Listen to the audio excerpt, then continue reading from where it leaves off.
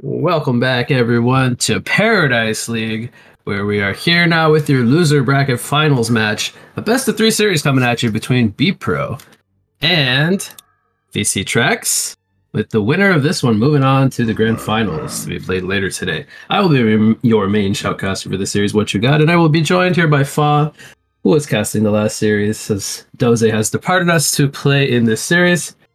Welcome back, Fa. How are you doing? Thank you. I'm good as usual. Just looking forward to casting a great series between two very competitive teams. So hopefully they'll put on a good show for us. So you've been casting a lot of games this weekend. Who is the favorite here to win this series and will be moving on to the finals? Bold predictions. Oh, I'm gonna come with a bold prediction and say that I think the favorite here is probably the Hillborn side, that is BC TRAX.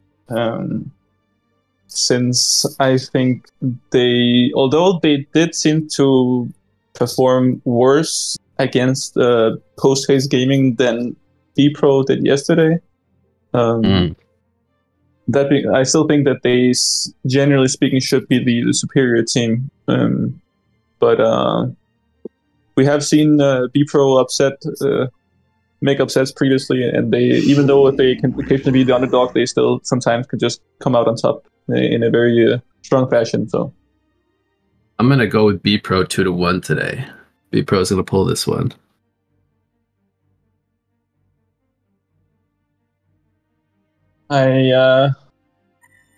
Yeah, I mean, I would assume it's going to be a pretty close series, because both of those teams, like, at least from what I've seen, I think they should be able to take games off of each other. So hopefully we're going to have a very close series and without any too quick games. Looking at the picks here, we can just start with the bans. Actually, the Yaihadai from BPro, he bans N4, Monarch, and Pearl, and Sigma bans Bushwhack, Lux, Engineer. So I'd say that's all pretty standard stuff. BPro opting to ban supports, and VC TRAX banning kind of strong heroes in general. So what about the picks? What you got? What do you think about those? First pick, Madman, coming out from BPro. They get a Plague Rider with one more coming up, and then it looks like VC TRAX is the American team today. They got Soul Reaper, Demented Shaman. I mean, that's something Post-Haste Gaming likes to run. It's a little odd seeing it coming out from Sigma's team here, but maybe they have a plan here coming up. Oogie follows up the Plague Rider. That's a BPro 0 stun lineup so far, unless you count the little mini stun the Plague Rider ulti does as a stun. Pretty interesting. What do you think about the Oogie pickup? I'm actually kind of thinking about it, because if you pick Oogie, you have to ban the Self Forest, but at the same time you're going up against a Soldier and a Demented Shaman, which kind of screams low Self Forest. But I've seen BPro do pretty well with Oogie in the past, so they do show their hand with the Oogie quite early. Usually they wait till the second phase before they pick it up, so the enemy team, they aren't really able to counter pick it, with Self Wars being the main counter pick here. I still think that given their prior history with Oogie, I definitely think that they might be able to make this hero work in this particular game. Oogie should also be a hero that should be pretty decent at dealing with like these kind of heal lineups, because he's mostly a hero that kind of struggles with like insane burst, in my opinion, and they don't really provide that on the side of Hillborn. So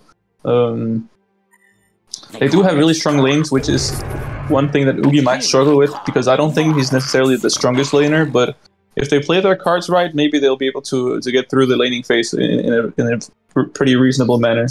What are your thoughts regarding the Oogie? I think you made good points. The Oogie is good so far, but as of right now, I think he might have trouble sitting on targets if they don't pick some CC. Because typically Oogie lineups struggle when Oogie can just get kited. Because he needs to land his skill shots, and he stacks up lots of mana the more he casts his Starquakes. And once he runs out of mana, and if he can't attack people, he's just kind of running around, not really doing anything. So he needs to be able to sit on his targets, and then he can do lots and lots of damage. And he'll be tanky, but they do have a Soul Reaper, so yeah, if they can get him like a little bit low, they might be able to deal with him. I will say though that nothing on the side of Hellborn really screams kiting though. Like I do feel like at a certain point in the game, if Uki manages to get his core items, if he like jumps on a target, he probably will be able to sit on set target, because Soul Reaper doesn't really have any. He is a hero that builds high mobility, but he doesn't really have like anything in it that gives him mobility. And the same for the other two heroes. Kraken does have a charge, but so I'm not sure like those particular heroes. Moira be good here or something with the Ugi? That's a good question. Like they're going up now against a Kraken, and I feel like Ugi's gonna get kind of locked in place. Should have had a Buddha Jester and a Bubbles coming out here, so a very interesting draft here. A lot of cores in this lineup. It's been a while since we've seen Voodoo Jester. Curse Ground could typically when you play a Voodoo Jester, it's actually like bad to play it into heal lineups, because the Curse Ground becomes less effective.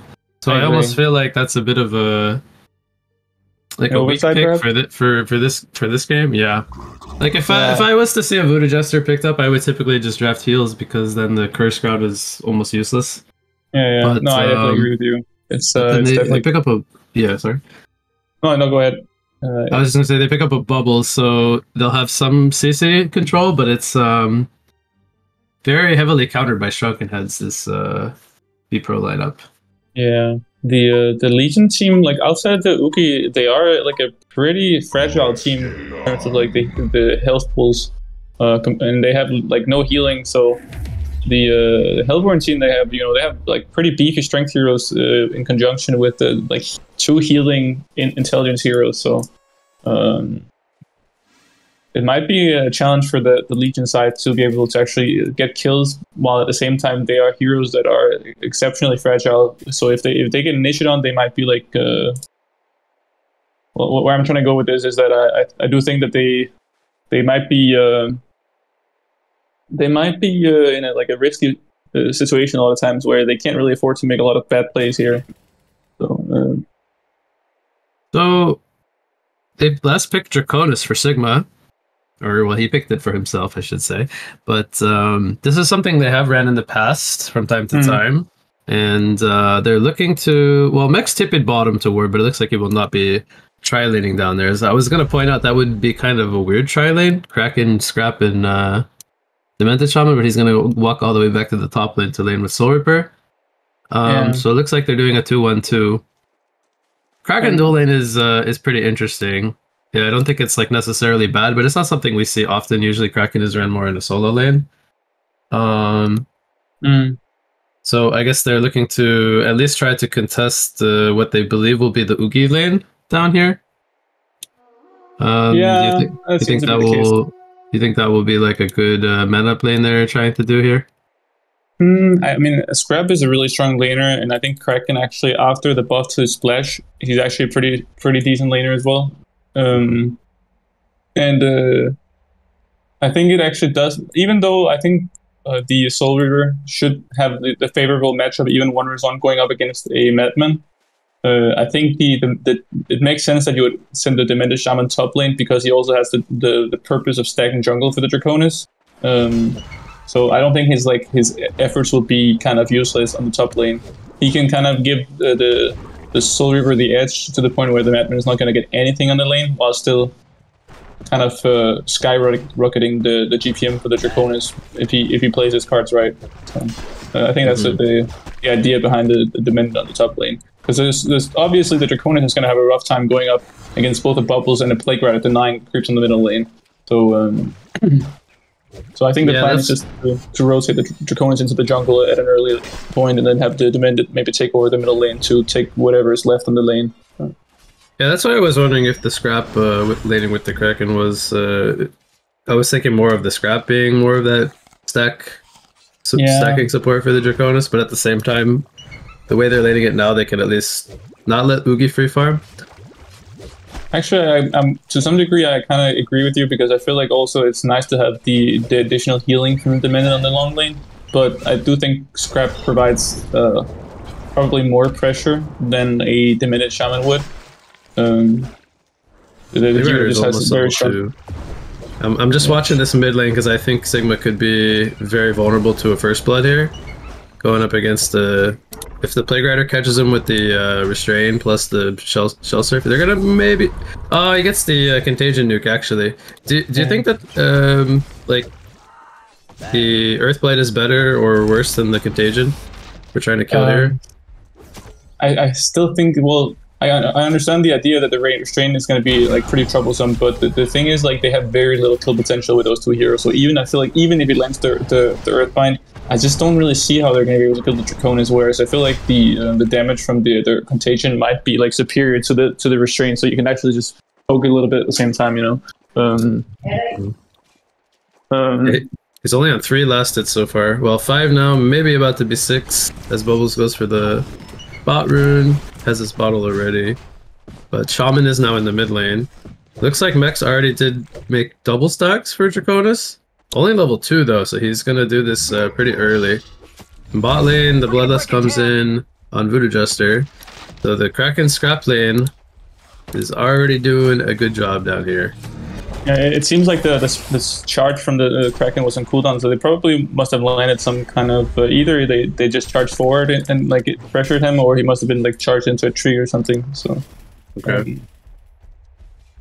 He skilled his charge. I saw the last series he was level 5 without charge. And yeah, this is a different lane, so I think in this particular lane probably you'll value the charge more because you want a dual lane, so you kind of need to, how do I say, use the charge to kind of increase your odds of getting a kill, whereas BO3 in aggressively mid lane. There's no mana on the Draconis. He does have his bottle getting delivered here. Okay, just some pressure. I don't think anyone will die here. The Ritter has an apple still. Yeah, second. There's 3 seconds on the entangle. Nope. He was actually like fine. Turning around and auto attacking too. I was very nervous. So the Madman is gonna rotate to the top rune and probably gonna grab it. I think Draconis is probably being a bit too greedy. He's probably gonna run for the rune, or no, he's just flying back to the base, realizing the Madman took the rune. So that was a nice. Yep. So Madman is 11 and 2 creep score, 200 GPM. The Soul Reaper, who initially started 2 versus 1, more or less free farming, 30 and 15 creep score. Very, very seems like bot lane. It's gonna be charge into tower, and that's gonna be a kill on the Oogie. There's Curse Ground up on the Kraken. Is it enough damage for a kill though? He's in the trees here. Probably not, but it's 23 life. Well, where does he go now? He's just gonna die at the tower. Yeah, I was about to say that. At this point, you might as well just die. Otherwise, you're just gonna be stuck down there for a long time. So, the Scrap is actually overstaying his welcome here. He actually got caught by a cocktail. That's a Volca feed coming out. Yeah, I feel like that death seemed a bit avoidable. I feel like he probably shouldn't have died to the Voodoo Jester by himself. Maybe he wanted to heal up, but yeah. No, that was an overstep from Volca.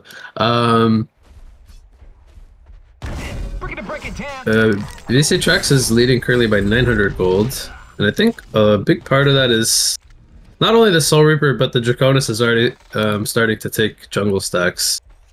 Not even really laning middle, is both the Draconis and the Diminished Shaman kind of like double jungling and leaving mid open for a bit.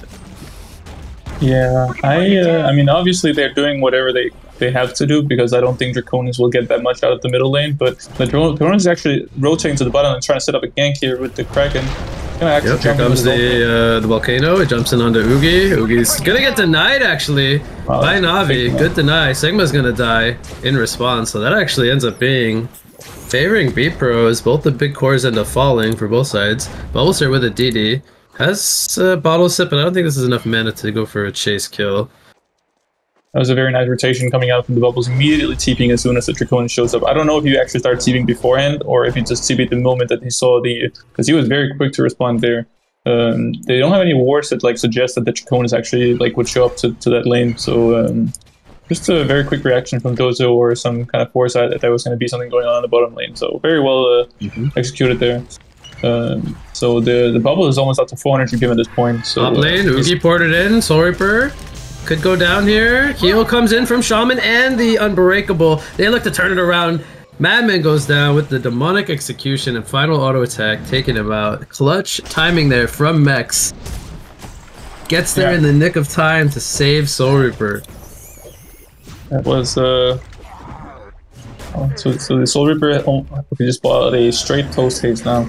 In bot lane we have Bubbles and Kraken both falling. The ultimate's being channeled there by Voodoo, but he was fogged. No ticks coming out onto the scrap. Actually gets the cancel on it, but both walk away from each other. So action happening in both the side lanes. And then Draconis will immediately go back to the jungle to work on more stacks.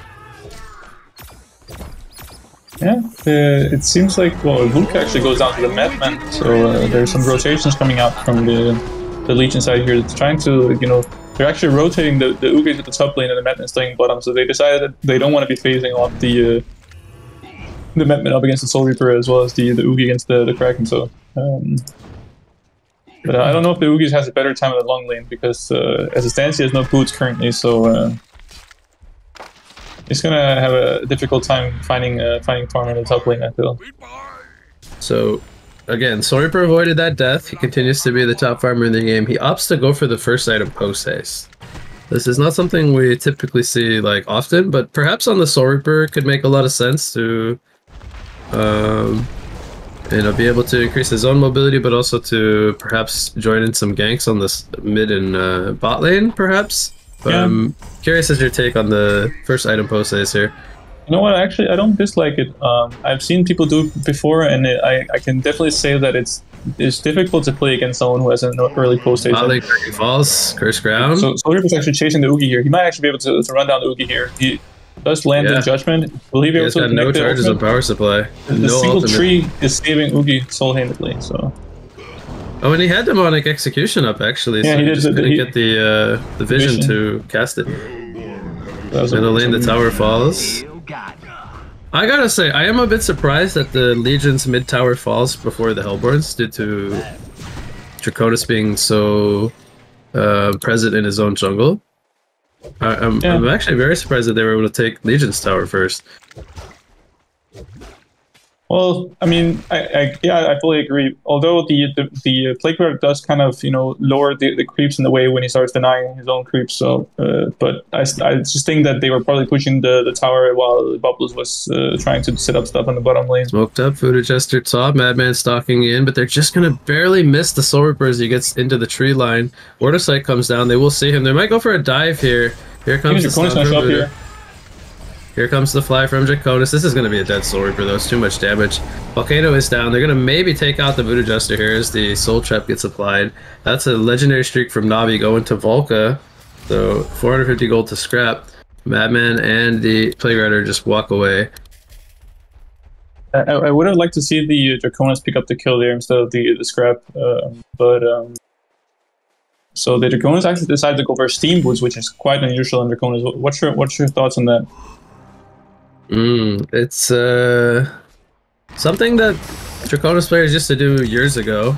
River Kraken got the invis room, but ended up dying to Kelpfield plus Starquakes. We have an engagement here on the. It's bouncing in the jungle. Takes out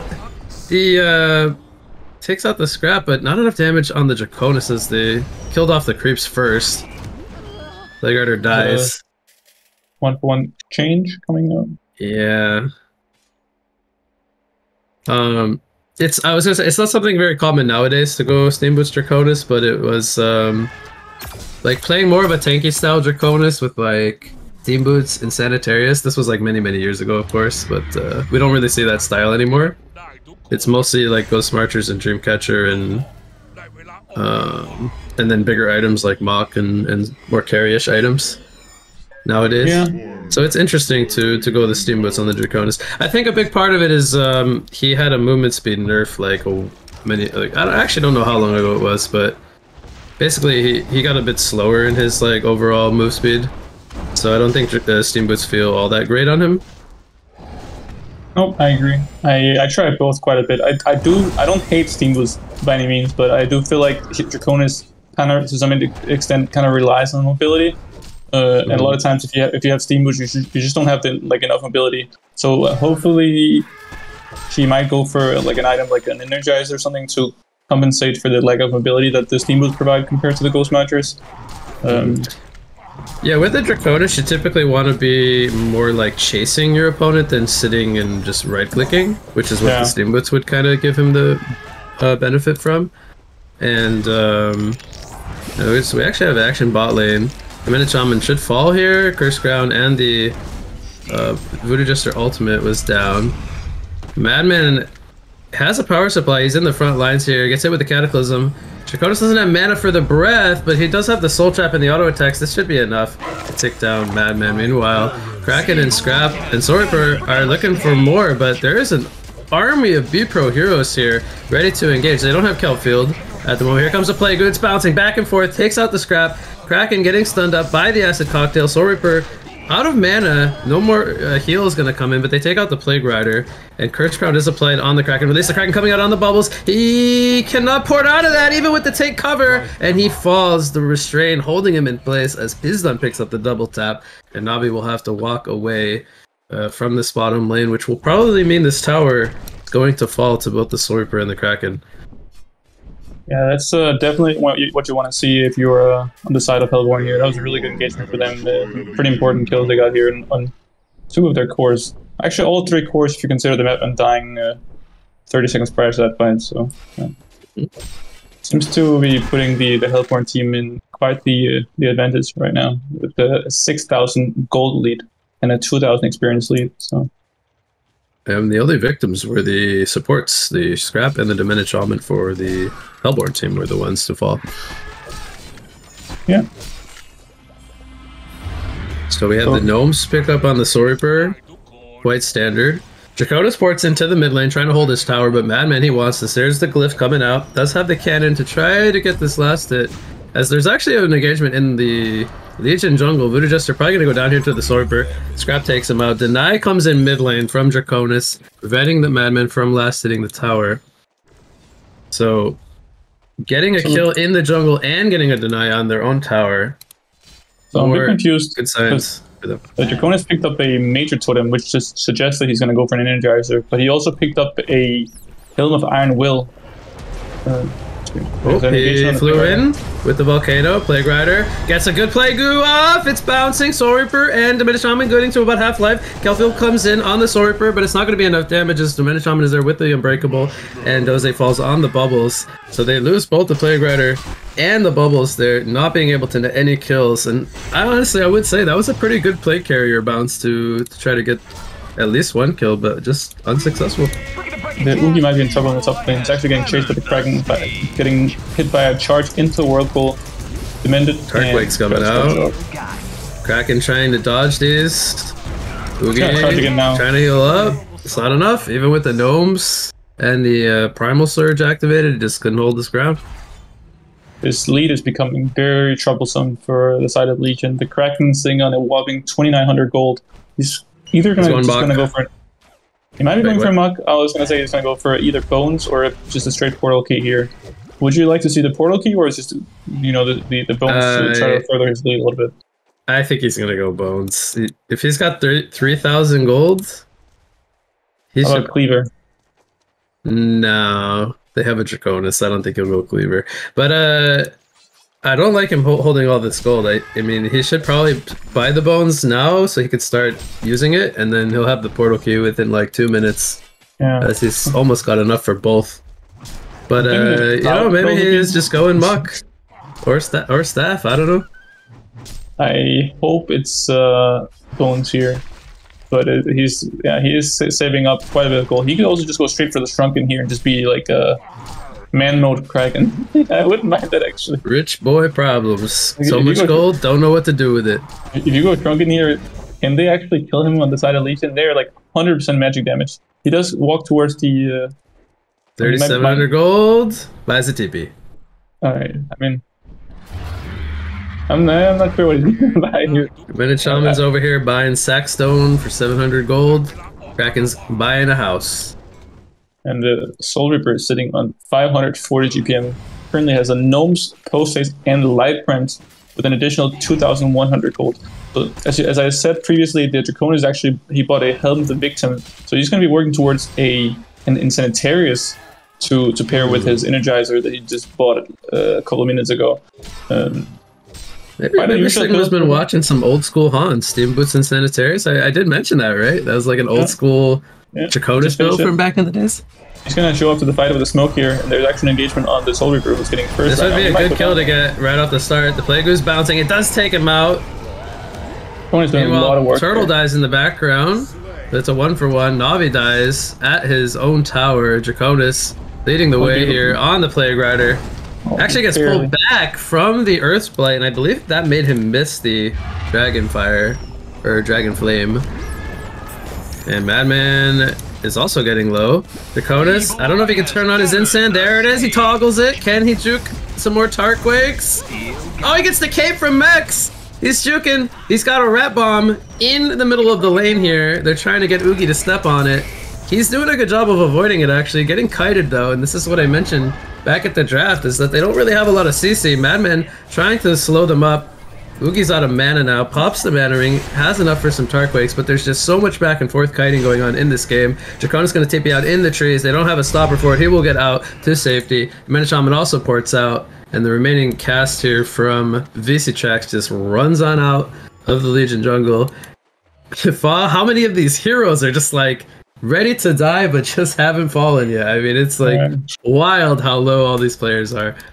Quite the disaster for the side of Legion here that they actually don't manage to kill any heroes in that engagement. Or no, they actually did kill Janko at the start of the fight, but that was still a while back. So it was looking real good once Soul Reaper died basically to play carrier starting off the fight, but just couldn't sit on any targets to bring more heroes down. Yeah, and the Kraken actually bought a stuff. Yeah. Where's that stuff? I mean, I can't say I hate it because it's Draconis is back here in the Legion jungle. Scrap juking the Tarquakes. Volca, dance, baby, dance. He's trying. He does not avoid the barrel roll, but they do take out the Oogie. So 1-for-1 trade favoring TRAX, and then Mex gets picked off here by Plague Rider and company. Although at first glance the stuff might seem good, I still feel like getting an early portal key on the Kraken is just so important to that hero. For instance, in that very engagement there, he probably could have stunned the Madman if he had the portal key ready.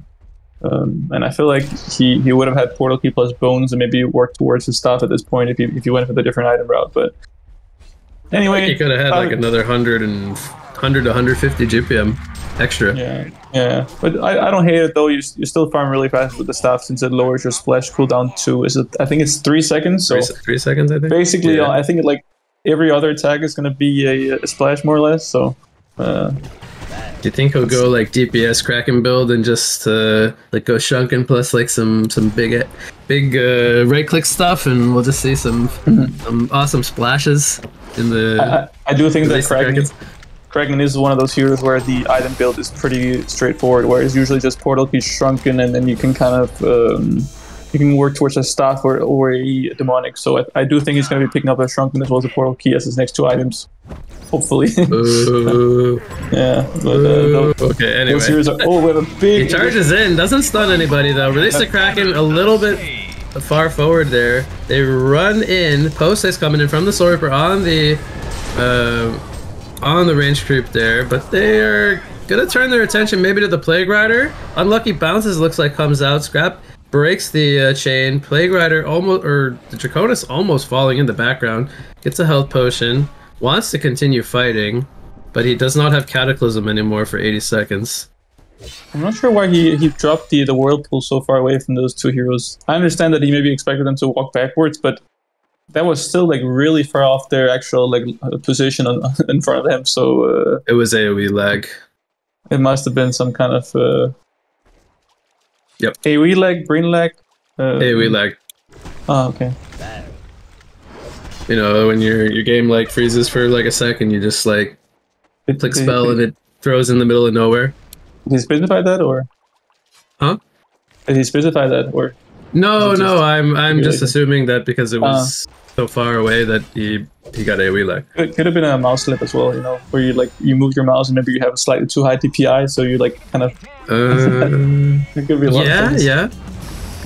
Yeah, definitely. Maybe his cat stepped on his mouse, and his mouse slipped out of his hand. It's always the cats that get the bad rap, not the dogs, right? Well, Jester goes in here with a stun. Get double stun, coming in, bouncing between the scrap and the Draconis. Draconis gonna go for the TP on out.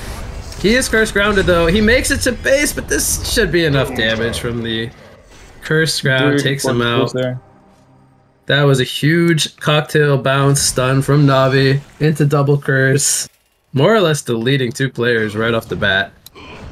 So go back to the cat versus dogs discussion. How often do you see dogs on the table, though? The very tall dogs can, you know, punch over the desk and paw the mouse, I guess. True, or like a small chihuahua could basically, you know, maybe they would be on the table as well. So yeah, sitting in your lap. Yeah, exactly. So Sorper has a Grimoire of Power, by the way, and he's working on a Shrunken. Just I like it. Farming away. Top farmer in the game, 535 gold per minute. Yeah, have a couple of deaths, but ultimately not too bad. Having a very good game here. Bonus decided to go for the shamans here. I actually personally would have preferred if he just went straight for Shrunken. I know they were fighting pretty actively. I just feel like shamans, although they are like a full magic damage team, I feel like you can't really go half measure with the shamans here. You need a Shrunken, so he would have to go Shrunken regardless afterwards because there's just too much magic damage. So even if you had the shaman, you're still gonna die to curse ground. Like as you saw in the previous fight, he couldn't do anything. Like he was just getting completely disabled, and his HP was just going down. So I think for Hellborn, it's just a Tricore 3 Shrunken head game. They just all need Shrunkens, and then like they can all break out a kelp field and instantly break the plate carrier from doing any damage. You know, the list goes on between Oogie and Voodoo Jester, but yeah, I think more or less the barrier would be very useful if, like, per se they want to push high ground, stop the bubbles from counter pushing the creep waves, but they haven't really, or they're not really in that position yet to start doing that. We haven't seen any combo attempts yet this game or anything. I do like the barrier, but I still feel like in this particular game they have like no, how do I say, they don't have like a magma stun on the side of Legion. They just have a lot of magic damage that just comes, you know, if the bubbles jumps in and you have a Shrunken, you can just walk out. If the Oogie jumps in and you have a Shrunken, you can walk out. If Plague Rider ultis, you have a Shrunken, guess what? You can walk out. So we actually have the only thing that can catch them is a Voodoo stun, which we'll see coming. So yeah. The Plague Rider finishes. Kraken gonna charge up the Oogie here. Can he hold his ground? Pops the Primal Surge. Plague Rider carrier bouncing back and forth. Snark does fall. Mex falls as well. Madman falls. As well as Plague Rider. Just AoE bouncing everywhere. Meanwhile, in the background, Bubbles gets taken down by the Draconis. And only Demented Shaman falls. The Hellborn team starting to show off their golden experience lead. And they're just, I think at this point, a little bit too tanky on just the whole team in general. Did you see the Plague barrier in that fight? Sort of. It was bouncing between, I think, 3 heroes. Yeah, and then the Draconis was just kind of standing on the edge, and it jumped to him out of like 5 heroes, and the 4 other heroes were like standing on top of each other. So it kind of bounced the Draconis, and then it ended there. So it was a bit unfortunate because it would have just continued to like wreak havoc if it had not hit the Draconis there. So rule of thumb: Plague Rider in my team bounces twice. Plague Rider in enemy team bounces 9 times. Can't change my mind.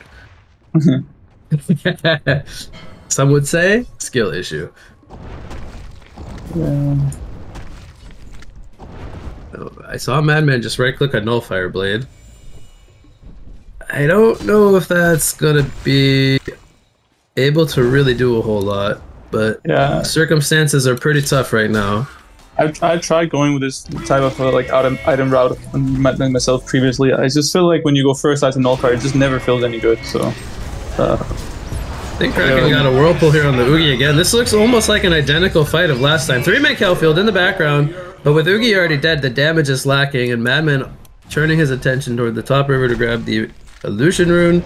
Not interested in taking a fight. Draconis, though, he wants to fight. He jumps into the Legion base with the volcano. Play carrier, gonna bounce 3 times. Nope, it continues to bounce because Volca bounced it back onto the soul river, but it does end up breaking. And even with the dive there in the base, there's not gonna be any more kills happening. And Draconis will pop the haste rune, bottle up, get the soul trap on himself, and he is already full HP once again. Rax number 2 being worked on. I gotta say, I don't feel like BPro has too much fighting power left, as this Rax will on the back foot right probably fall. We have an engagement from the Kraken, landing the charge on the Madman. He goes down as well. He buys it back. TP, they're gonna try to go for an aggression here. BO3 in. Doesn't have kill field over 27 seconds. Oogie just falls to the demonic execution. Madman in the background. Zoomerang misses. Vulcan needs aimbot. Somebody download and give it to him. Something tells me we're gonna see a CZ vote.